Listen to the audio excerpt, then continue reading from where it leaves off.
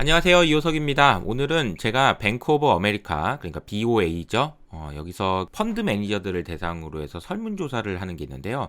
그 내용을 좀 소개해 드리려고 합니다. 그 내용을 소개해 드리려는 이유는 뭐냐면, 펀드 매니저들의 생각을 서베이한 그 자료가, 미스터 마켓의 생각을 말해주기 때문입니다.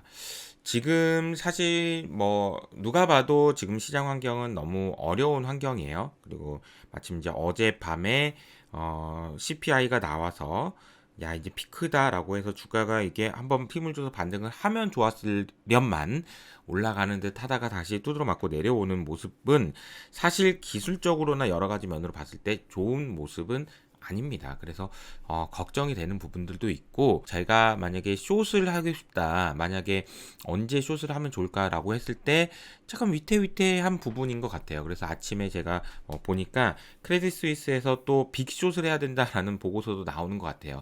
심리적으로나 여러 가지 면에서 어려운 환경입니다. 그런데 이 배경화면에 보이는 것처럼 길을 찾아야 되잖아요. 우리가 어디로 가야 되는지. 그 길을 찾기 위한 가장 중요한 것은 지금 경제 상황도 알아야 되고 이익도 알아야 되고, 하지만 또 한 가지 중요한 포인트는 뭐냐면 미스터 마켓의 생각입니다. 미스터 마켓의 생각을 알기 위해서 가장 중요한 그거는 뱅크 오브 아메리카에서 나온 서베이였고, 저도 이제 운용을 하면서 많이 참고를 했기 때문에 오늘 한번 간단하게 소개를 해드리도록 하겠습니다.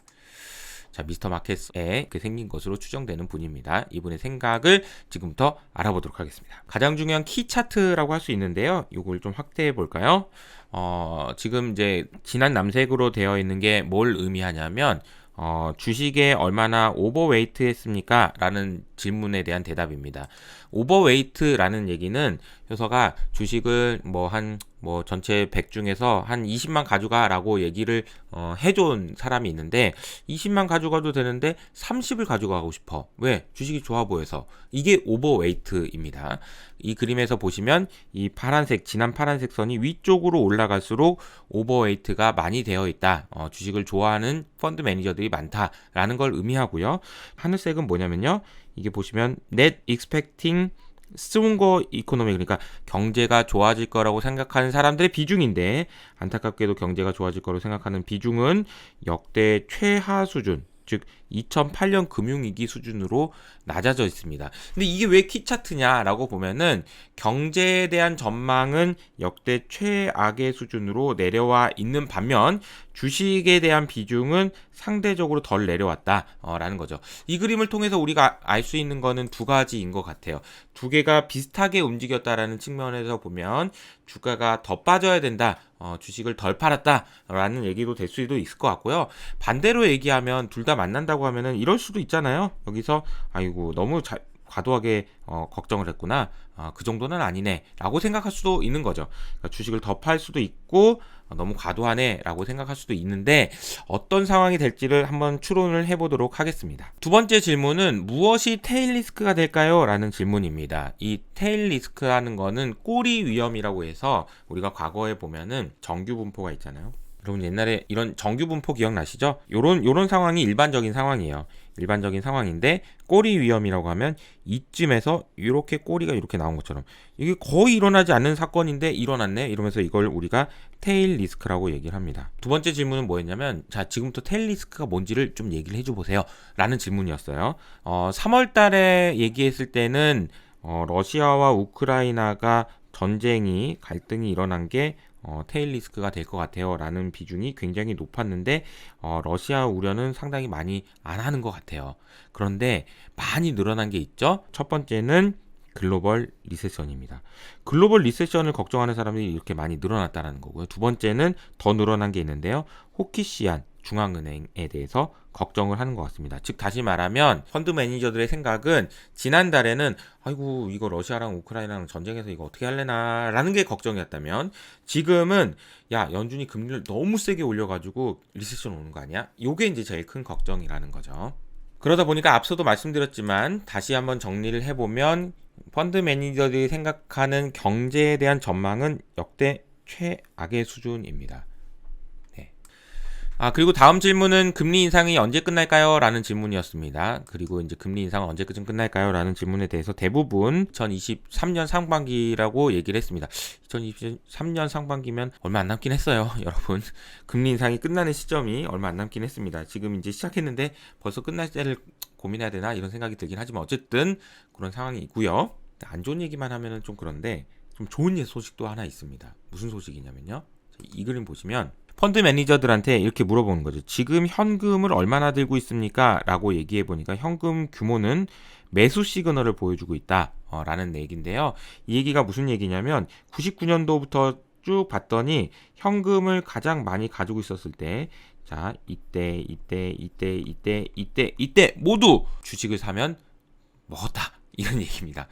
그러니까 지금 상황에서도 사실 자세히 확대해 보면 현금 비중이 많아요. 그러니까 이 사람들은 지금 시장을 안 좋게 보고 있으니까 제가 늘 강조해 드린 것처럼 현금을 많이 들고 있는 거예요. 그러니까 주가가 빠지면 사야지 했는데 물론 막상 빠져도 안 사는 경우도 있지만 어쨌든 현금 보유 비중이 많다라는 얘기는 그나마 오늘 드릴 수 있는 얘기 중에서 가장 긍정적인 이야기가 되겠습니다. 자, 그래서 실제로 펀드 매니저들한테 뭐가 제일 좋아 보여? 라고 질문해보면 보통의 경우에는 뭐 삼성전자요, 뭐 저는 현대차요, 아니면 저는 글쎄요 뭐요, 뭐 이런 식으로 대답이 나오는데 이번에는 되게 특이하게도 캐시가 제일 좋아 보여 라는 질문이 대답이 제일 많았습니다. 그리고 나서 원자재요, 그리고 헬스케어가 제일 많네요. 그리고 에너지, 머티리얼, 소재, 그리고 은행, 기술주 등등이 나오고 마지막에 채권은 가장 안 좋아 보입니다. 그리고 필수 소비재도 너무 안 좋아 보여요.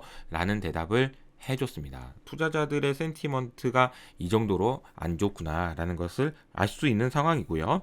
이거는 지금 현재 상황이고 과거 10년 대비로 어떤 게 제일 많아요? 라는 질문에 대해서는 여기 보시는 것처럼 커머더티가 제일 많습니다. 그리고 리츠, 캐시 이런 비중으로 굉장히 많고 유로존이나 산업재나 채권이나 EM 이쪽으로는 비중이 거의 없다 라는 것을 알 수 있습니다. 그럼 제일 많이 오버웨이트, 제일 많이 좋게 보고 있고 포트폴리오에도 많이 담고 있는 비중은 여기 보시는 것처럼 커머더티가 되겠습니다. 원자재 비중이 굉장히 높다.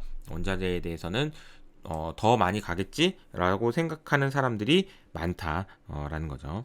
제가 개인적으로 BOA에서 하는 질문, 서베이 질문 중에서 가장 좋아하는 질문은 이 질문입니다. 가장 클라우디드한 트레이드가 무엇입니까? 가장 한국말로 하면 가장 붐비는 곳은 어디입니까? 야, 이거 뭐 좋은 거 없어? 좋은 거 없어? 야, 여기 뭐 없어? 뭐 이렇게 이제 붐비는 곳은 어디냐라는 질문이죠. 가장 붐비는 그런 트레이딩 전략은 첫 번째 롱 오일 앤 커머더티입니다. 네. 이 비중은 4월 달에 좀 줄어들긴 했지만 여전히 압도적으로 많은 비중을 차지하고 있다라는 거고요. 두 번째는 숏 US 트레저리입니다. 즉 다시 말하면 미국 채권 금리가 올라갈 것이라는 것에 베팅하는 사람들이 굉장히 많아졌다라는 거고요. 세 번째는 여전히 롱 US 테크 스탁에 대해서는 세 번째 비중으로 되어 있습니다. 네 번째는 ESG는 계속해서 많은 상황이고요. 그리고 차이나 숏도 많이 늘어났네요. 4월 달에 많이 늘어났습니다. 그리고 비트코인도 비중을 좋게 보고 있는 상황인 것 같습니다. 가장 붐비는 트레이드를 제가 좋은 질문이라고 하는 이유는 보통은 보면은 붐비는 곳에 가서는 먹을 것이 없다라는 진리가 있기 때문이죠. 너무 붐비는 곳에 가는 것은 좋지 않다라는 걸 말씀을 드리겠습니다. 왜 실제로 그러면 붐비는 곳이 안 좋다라고 얘기하냐라는 질문에 대해서는 이곳이 이제 붐비는 곳을 피해야 하는 이유인데요. 자, 이거 보시면 13년 12월부터 시작해서 이때는 엔화가 이제 엄청 안 약세가 될 거다라는 게 굉장히 많았고요. 그러니까 이제 시장의 흐름을 보여주는 것 같아요. 등등등등 이렇게 많은 흐름들이 있습니다. 쭉 보시면 이때는 뭘 했고 이때는 뭘 했고 등등등. 근데 지금 보면은 롱 커머더티 이렇게 하고 가장 붐비는 것들이 나중에는 결과적으로는 안 좋은 성과로 이어졌기 때문입니다. 그래서 붐비는 곳이 물론 아까 보여드린 것처럼 커머더티에 대해서 오버웨이트가 많이 늘어난 거는 이때가 처음이 아니고 사실 지난 2020년 후반기부터 계속 커머더티 쪽으로는 매수가 계속 들어왔었어요. 그런데 어쨌든 지금 상황에서는 너무 붐비는 곳을 우리가 찾아가는 것은 좋지 않다라는 겁니다. 마지막 질문도 굉장히 재밌어서 마지막 질문까지만 소개해드리고 마무리를 할 텐데요. 이 내용을 보시면 가장 큰 테일 리스크에 대한 질문이죠. 2011년부터 보면 그때는 유럽의 채무 위기가 있었고요. 미국의 부채 한도 협상, 그리고 자, 중국의 연착륙, 2014년에는 중국 연착륙이 걱정이 됐습니다. 그리고 지정학적 리스크 2015년에는요. 그리고 또 다시 중국의 연착륙. 그 다음에 트럼프가 당선됐을 때, 그리고 유럽이 망한다. 그리고 연준과 중앙은행에서 정책 실패를 할 거다 2018년에. 그리고 미국과 중국이 무역 전쟁한다, 무역 분쟁한다. 그리고 2020년 미국의 대선이 있었고요. 코로나 바이러스가 있었고, 그리고 인플레이션, 호키시한 중앙은행, 그리고 지금은 글로벌 리세션을 걱정하고 있습니다. 생각을 해보면 걱정을 안 하고 투자를 할 수 있는 시점은 없었다는 얘기죠. 지난 10년, 20년 동안, 아니면 더 오랜 기간 동안 주식시장에는 항상 걱정이 있었고 세상에도 걱정이 있습니다. 하지만 그 와중에 우리가 성공하는 투자자로 살아남기 위해서는 시장에 어떤 식으로 변하고 있는지, 그리고 좀 먼저 가서 한 발 빠른, 그리고 이스터 마켓의 생각을 알아내는 것이 너무 중요하다라는 생각이 듭니다. 분명히 투자 환경이 너무 어렵습니다. 하지만 더 어려운 사실은 투자 의사결정을 하는 것은 매우 외로운 싸움이기 때문에 그렇습니다. 너무 어려워도 시장에 대한 이야기를 계속 말씀을 드리고, 아이디어도 드리고, 피할 수 있는 길도 드리고, 여러 가지 생각들을 말씀을 드리면서 이 어려운 환경을 잘 극복해 나갔으면 좋겠습니다. 외롭기 때문에 함께 해야 되는 것 같아요. 지금까지 이호석 아카데미였습니다. 감사합니다.